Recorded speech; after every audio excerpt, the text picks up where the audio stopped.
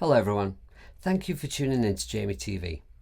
Us mad folks who like to make music on iPad and iPhone are absolutely blessed with a whole host of absolutely amazing applications to choose from. But we all have our own special favourites, and one of my absolute favourites has to be Ruismaker Noir by Bram Bos.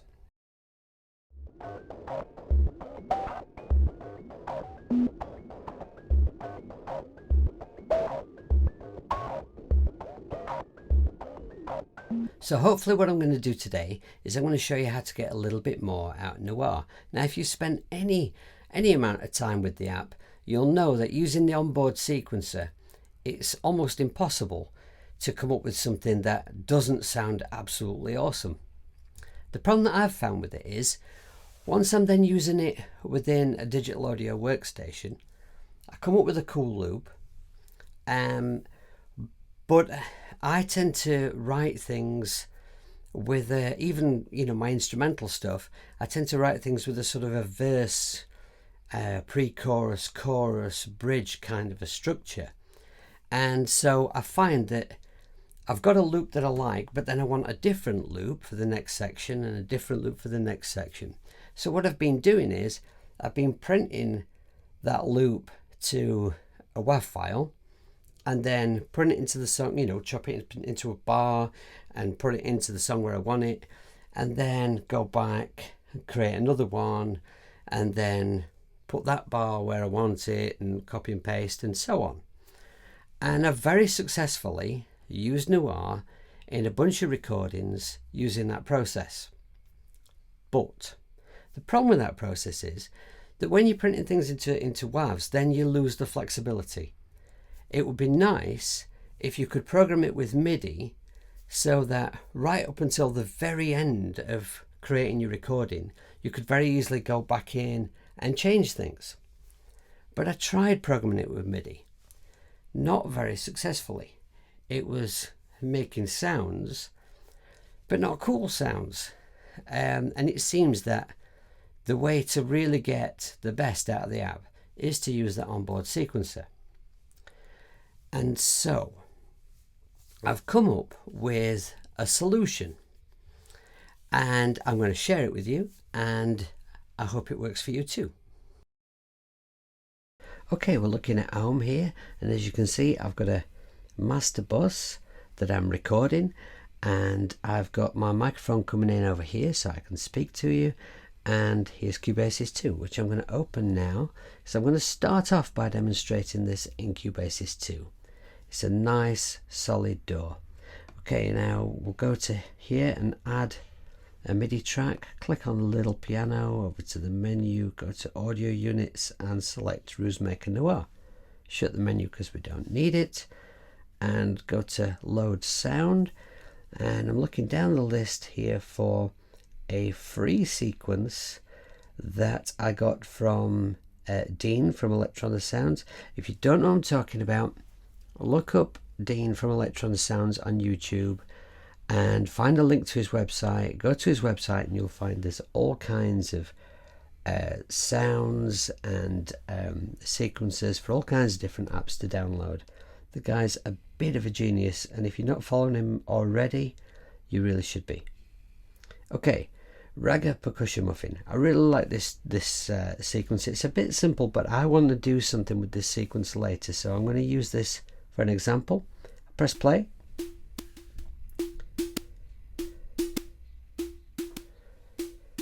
Okay, now, important thing to notice at this point, sequencer down here. If I press this button, the sequencer is disabled. Okay.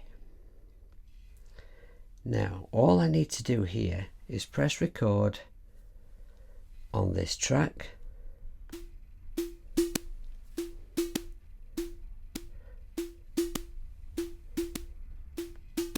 and you will see that's recorded some MIDI in. Go back to Ruismaker Noir, disable the sequencer. So now when I press play, all that's going to happen is that the MIDI, which we've just recorded into Cubase's 2 is now going to trigger the sounds from Noir.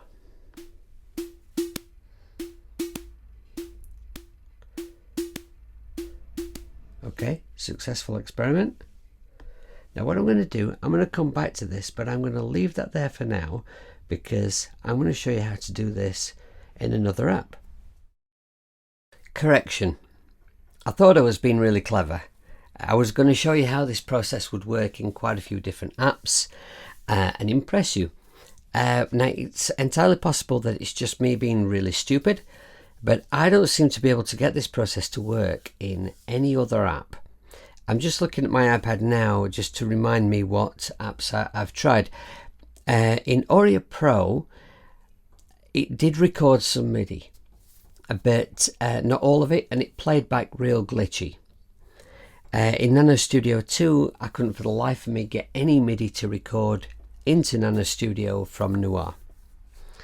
I haven't tried GarageBand, if I'm honest, because I can't stand it.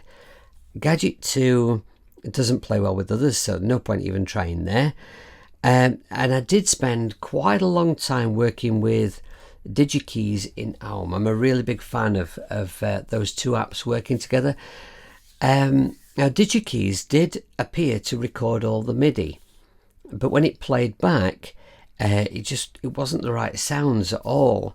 I was really disappointed because I felt like I was getting there, but I just couldn't make it work. And I can't tell you about Cubase's 3 because I don't have it. So here's the thing. What I'd like from you guys out there is if any of you have these apps, then see if you can copy my process that you've just seen me doing Cubase's 2 and see if you can make it work. If you can make it work and it is in fact me being really stupid, then let me know in the comments or email me. My address will be down below. Or let me know on social media, because if it is me, then I'd really like to know. So thinking on my feet here, it occurs to me that what I could do now is I'm going to go back to Cubase's 2 anyway to show you kind of the next step that I want to show you. But it's kind of occurring to me that what might be possible is to use Cubase's 2 to build MIDI patterns to trigger Noir with, and then move those MIDI patterns to other apps. I'll have to try that out. We'll see. Okay people, so we're back in Cubase's 2.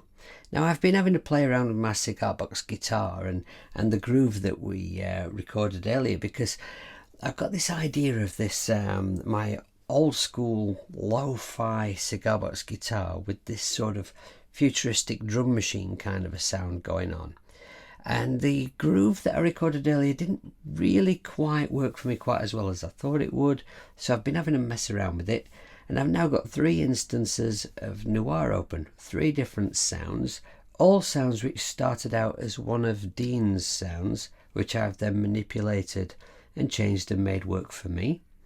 And what I've actually got here is kind of an old school drum groove. I've got kick,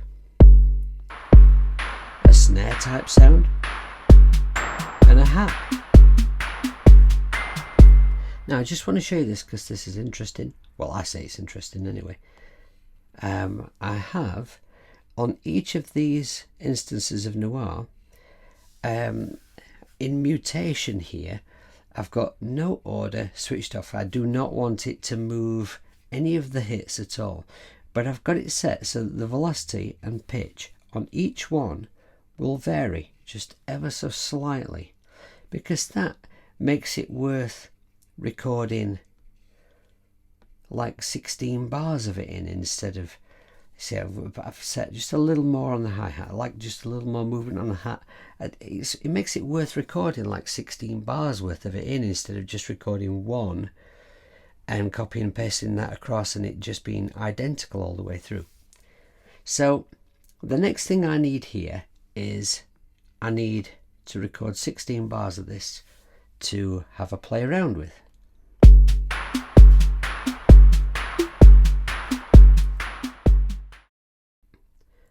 Now that I've recorded in my 16 bars, I can start to play around with a few things. The first thing I need to do though is to go into each instance of Noir and disable the sequencer. That way, from here on, when I press play, the MIDI that we've recorded here will be triggering the sounds from within each instance of Noir, rather than it being Noir's sequencer. Okay, now if you look closely, if you can tell on the screen, if you look closely at the MIDI, you can see there's movement in it. It's not identical every time. That mutation creates that sort of, I mean, yeah, you know, it's not a real drum kit, it's not a real person playing it, but still it makes it just a little bit more of a living, breathing thing. It makes me smile anyway. Okay, next thing was, whilst I was recording it, I decided that it was a little quick. So I'm going to change this tempo here to, let's see, I think we'll go with about 123 should be about right. But you know, the great thing about this now is, if I decide to change it, I mean, I can change it again and again and again while ever we're working with MIDI. If this was now WAV files and I decided to change my mind, I'd have to redo the whole thing, you know. This is what I've been working for. Now, also, I've kind of made a decision that what I'm going to do is I'm going to cut this in two, and I'm going to move the whole thing along a bar so that it gives me room for a count of 4 at the beginning there for when I start recording real audio. And in my second group of 8 bars, I want the hat to change. Now this is where this thing is really going to come into its own, because what I can do now is I can go in and I can reduce the amount of hats. Now I'm kind of working, you know, I'm working blind here. I don't have an exact plan, but I think that what I want is to sort of remove every second hat, really. I'm just going to remove a few. Let's see what that sounds like.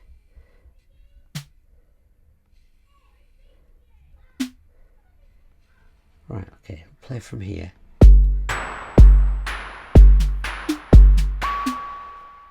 Oh, I like that.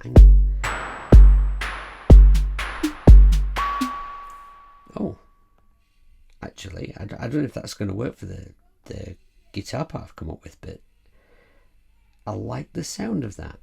I like the sound of that. Okay, so you see what I'm doing here. You get the idea. So I'm able now to go into the MIDI that I've recorded, manipulate it, change it around. I can put fills in. I can put stops in. I can just, you know, give myself half a bar rest, whatever it is that the song requires. And so within my digital audio workstation now, I can use the MIDI that I already have to build parts that suit the song.